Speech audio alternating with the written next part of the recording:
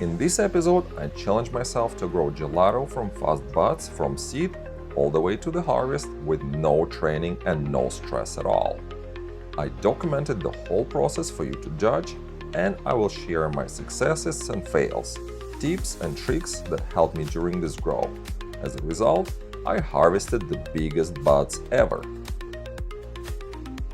So if you like seed to harvest videos, subscribe to my channel and like this video. I know it is cringe to ask, but this is the easiest way to support the channel and it helps me to bring you better quality content. Huge thanks to everyone who is already subscribed, as well as Spider Pharma for supporting my channel, but more on them later.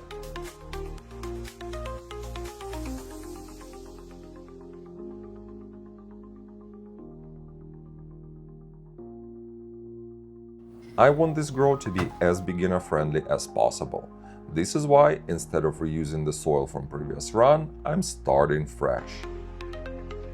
I'm using 10-gallon fabric pot for two reasons. 10 gallons, or 40 liters, is a lot of soil that acts as a buffer.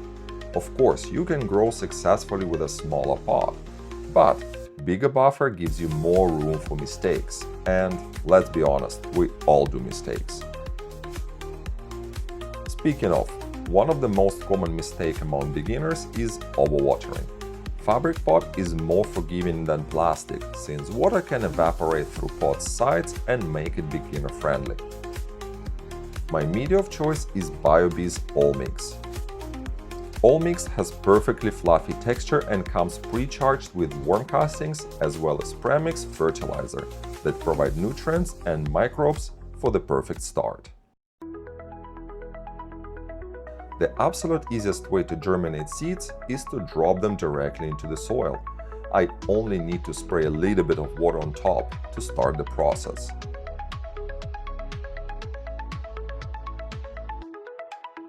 Seeds prefer to germinate in moist and fluffy soil instead of wet and dense.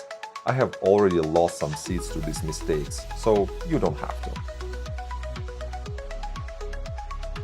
After 5 days, the seedling has broken the soil and the first leaves are now collecting the light.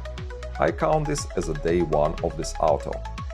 For the first 14 days of the plant's life, I don't water, but I only spray daily to keep the humidity high and the topsoil moist. It is very important not to overdo it, as the root system is not well developed yet, and it is easy to drown your seedling by watering too much.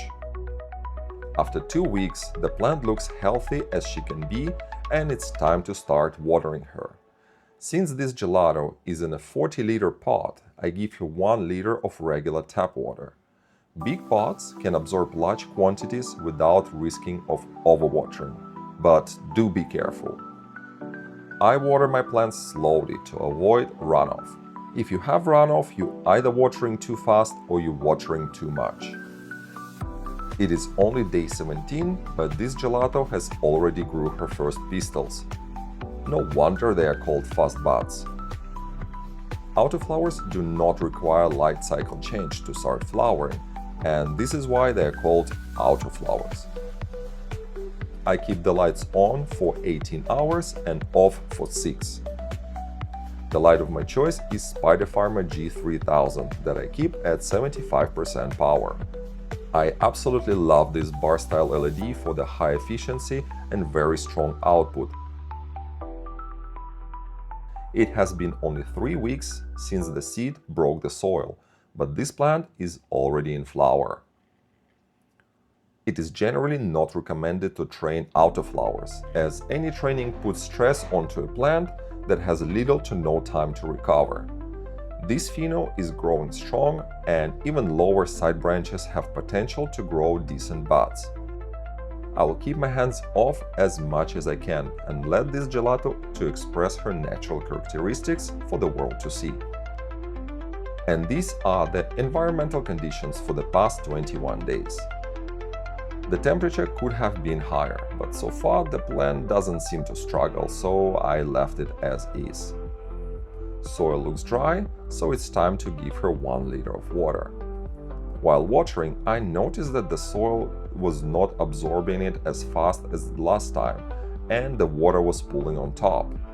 Just like with dry sponge, sometimes you have to be patient and pause to let the soil do its thing. We skip forward to day 27, end of week 4. This gelato absolutely exploded with growth. This stretch is typical for cannabis plants in the first weeks of flowering stage. Plants can double or even triple in size, especially sativas. Indicas can stretch too, but some of them barely. Explosive growth also means explosive appetite of this plant. So far, this girl is munching on the nutrients that came with the soil, but they are not unlimited.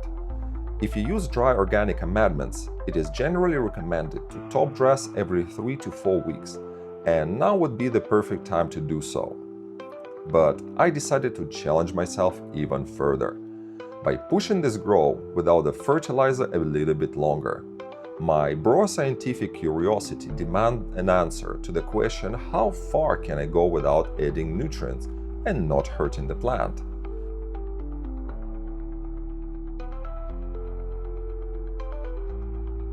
Today I will only add 1 liter of regular tap water and clench my anus and hope I would not regret my decision.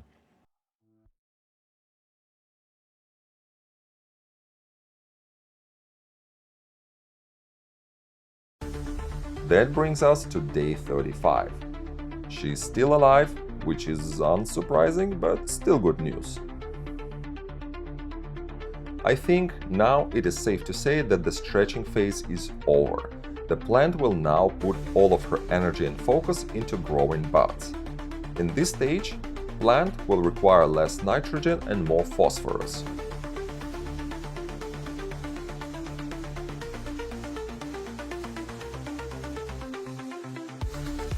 However, when I checked the very bottom of the plant, I noticed that some leaves started to turn yellow.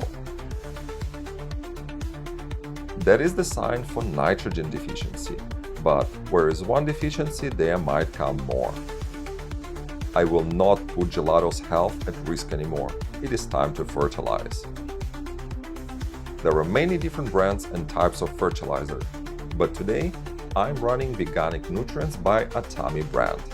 This 4-part line has 3 bottles, each one of them provide high amount of nitrogen, phosphorus and potassium, and the 4th one is CalMag. But they also have trace minerals such as iron, zinc and so on. I use the table that is included with the kit for application rates and go for the upper limit of suggested dosage for the bloom stage. When all is mixed in a liter of tap water, I pour that goodness on topsoil slowly to avoid runoff. Runoff water equals runoff nutrients, but I'm already at least 1 week late with feeding, so I have no room for mistakes. Bigger plant drinks at a faster pace. Only 3 days later, soil already felt dry, and I added another 1 liter of water with bloom phase formula mixed in. Unfortunately, day 42 did not show any improvements, but quite the opposite. Even more leaves turned yellow. Not gonna lie, this is when I start panicking. I had previously growths turn into a disaster due to my poor feeding schedule. Did I mess up again? And the plant is now damaged beyond the point of no return? At least I didn't strip any leaves. So far, it is mostly the lower leaves and lower buds that I would get rid of during defoliation that are affected. So I will consider it an early sign and unimportant damage. But if deficiency continues, I will end up with the low quality buds and no views on this video. I cannot let this happen. I mixed the bloom formula in a liter of water and gave it to the hungry gelato. Last 3 weeks, temperature was on the rise and humidity dropping. Only 1 liter per week is not enough. The more water I give to the plant, the more nutrients I can also feed. It was day 45 when the plant got another dose. Day 48, end of week 7. Gelato is still alive and putting on bad mass. The yellowing of the leaves slowed down, but the leaves that were affected did not recover. Actually, they shriveled up and dried. But some still feel a little bit leathery and not falling off. This is not a good sign, but at least the plant looks a little bit more healthy with all of that yellowness out of the way. What is really surprising is that the main branch that will carry the biggest bud. It looks strong and girthy, and I'm sure it's still far away from being done growing the flower. Despite the fact that Fast Buds version of gelato is usually done within 9 weeks. Today I'm heating her again with 1 liter of water and Atami Veganic nutrient line mixed in. And I will repeat the same formula 3 days later. There are different ways to tell when it's time to water your plants. The method that I'm using is to simply lift up the pot. The more often you do it, the better understanding you have of its weight, when the soil is saturated and when it's dry. I watered this pot twice in the last 2 days with 1 liter each time. But when I lift the pot today, it still feels very light. Some of the leaves also look droopy, and those are all the signs that this girl is thirsty. Which is actually pretty convenient, because then I can feed more nutrients to this gelato that actually looks like she's starving. After watering, I leave the pot yet again to feel the difference of the dry and watered pot weight. Even only 1 liter makes a difference, and I will have a better understanding for the next time. And only 2 days later, pot weight suggested that I need to water her again.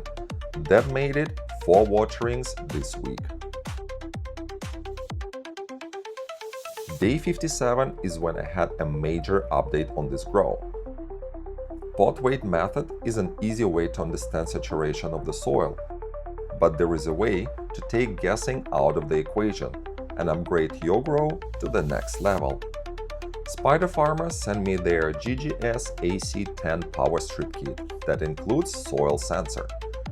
This sensor measures not only water content in percentage, but also soil temperature and EC. That means no more guessing and no more lifting the pot. Now I can know exactly how moist the soil is, from anywhere. And even that is not it. The kit gives me full control of the intent environment.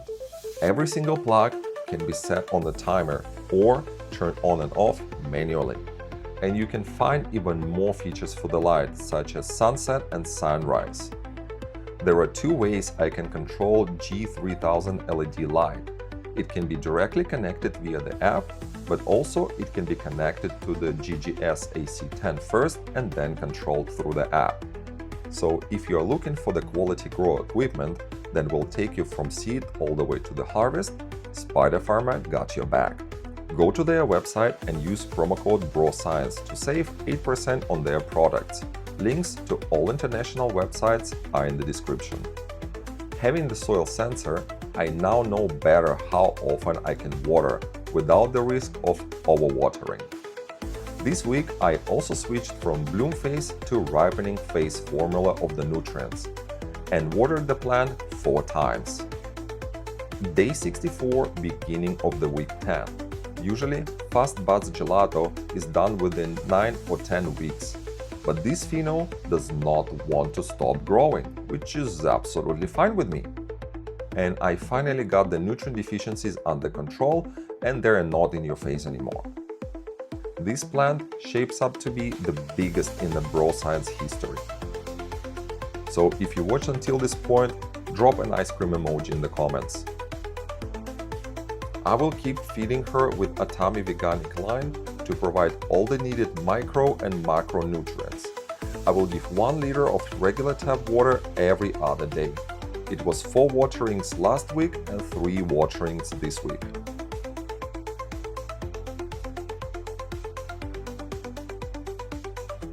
Day 69, and we're still going strong. The plant looks healthy, and I can finally see some pistil turn orange, which is a first sign of plant ripening. It is still too early to harvest, but we are getting closer and closer. I hope she will finish soon, as I have less and less time before I'm leaving for vacation. Here are the temperature and humidity from the last 3 weeks. Maybe not ideal, but pretty good, and the girl doesn't seem to mind. This week I watered gelato 4 times with Ripening phase formula. Let's jump to day 77, end of week 11. The size of the nugs this girl grew is fucking astonishing. Even lower side branches are carrying nugs that look dense, and she's not even done yet. This gelato looks like she still needs 2-3 weeks to fully ripen. The dilemma that I'm currently having is that in 2 weeks from now on, I'm going to travel for a whole month. I have a choice between letting her grow for another 6 weeks and then harvest overripe plant when I come back. Or I can harvest her in a week, dry her for 7 days, and then leave for curing while I'm gone. It is very uneasy decision, but ultimately I cannot leave this monster bud for 6 weeks unattended and risk getting mold, fungus, or any other fun pests.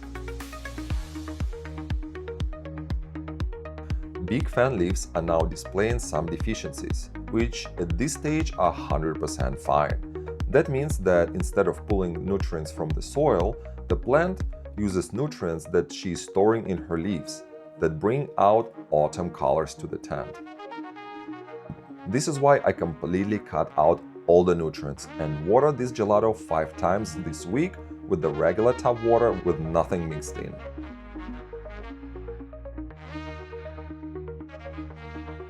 Day 85, 12 full weeks from seed. This is one heck of a plant.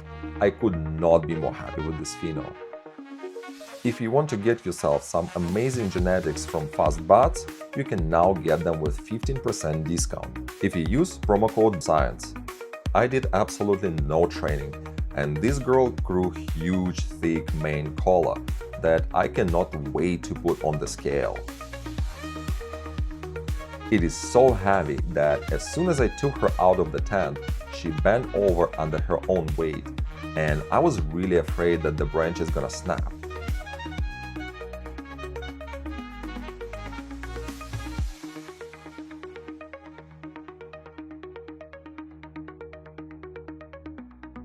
This gelato pheno grew to 75 centimeters or approximately 2.5 feet. Because she's so big, I had to cut her into smaller pieces that would fit into the drying tent. And this is how actually big her main collar is. I decided to dry the plant for only 5 days and then trim. The logic behind that is that I can start curing process early, and if the moisture is too high, I will simply have jars open longer and will continue the drying process. Or, if I'm lucky, buds will be within the perfect 57 to 62% humidity range. Spoiler alert, I was not. So I did have the jars open until the buds reached 62% of relative humidity level. The size of the buds made the trim job very fun and easy. This pheno did not have too many leaves, so was done fairly fast. The main collar still looks outstanding, with very little to no larvae. But I know what all of you want to know. The main collar weighed at 14 grams on the dot. That's half an ounce. Biggest 5 buds came at 22 grams.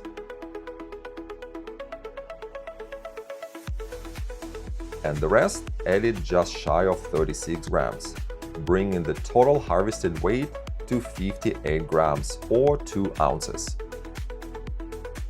In the end, this run was an absolute blast.